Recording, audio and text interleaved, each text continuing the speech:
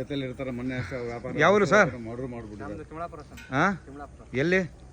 ತಿಮ್ಲಾಪುರ ತಿಮ್ಲಾಪುರ ಎಲ್ಲಿ? ದೇವಸ್ಥಾನ. ಭದ್ರಾವತಿನಾ? ಭದ್ರಾವತಿ. ಕರು ತೊಗೊಂಡೋಗ್ತಿದ್ದೀರಲ್ಲ, ಎಷ್ಟಿಗೆ ತೊಗೊಂಡೋಗ್ತಿದ್ದೀರಾ? ನೀವು ಎಷ್ಟು ಕೊಟ್ಟರು ರೈಟ್ ಅವ್ರು. ರೈಟಿಗೆ ಭಟ್ರವರು. ಹಾಂ ಬಟ್ ಭಟ್ರೇನೋ ಕೇಳಿದ್ರು ಅವರು. ಈಗ ಅವರಿಗೆ ಬೆಲೆನೇ ಬೇರೆ, ಬಟ್ ಬಂದಿದ್ದಾರೆ, ಹಸು ಬೇಕು ಅಂತ ಆಯ್ಕೆ ಮಾಡ್ಕೊಂಡಿದ್ದಾರೆ. ತೊಗೊಂಡು ಹೋಗ್ಲಿ ಅಂತ ಕೊಟ್ಟಿದ್ದೀವಿ. ಕರು ಚೆನ್ನಾಗಿದೆಯಲ್ಲ? ಬ್ರೀಡ್ ಚೆನ್ನಾಗಿದೆಯಾ? ಹಾಂ ರೇಟ್ ಚೆನ್ನಾಗಿ. ಹಾಂ, ನೀವು ಕರುಗಳು ಸಾಕಿದ್ದೀರಾ, ನೋಡಿದ್ದೀರಾ? ಬ್ರೀಡ್ ಚೆನ್ನಾಗಿದೆ ಅಂತ ಸಾಕ್ರಿ. ಕರೆಕ್ಟಾಗಿ ಇನ್ನೂ 4 ತಿಂಗಳಿಗೆ ಹೀಟಿಗೆ ಬರುತ್ತೆ. 4ರಿಂದ 5ನೇ ತಿಂಗಳಿಗೆ ಹೀಟಿಗೆ ಬಂದಾಗ ಬಾಡಿ ವೇಟ್ ತಕ್ಕಂಗೆ ಸೆಮೆನ್ ಕೊಡಿ. ಸೆಮೆನ್ ಕೊಟ್ಟಾಗ ಚೆನ್ನಾಗಿ ಬರುತ್ತೆ.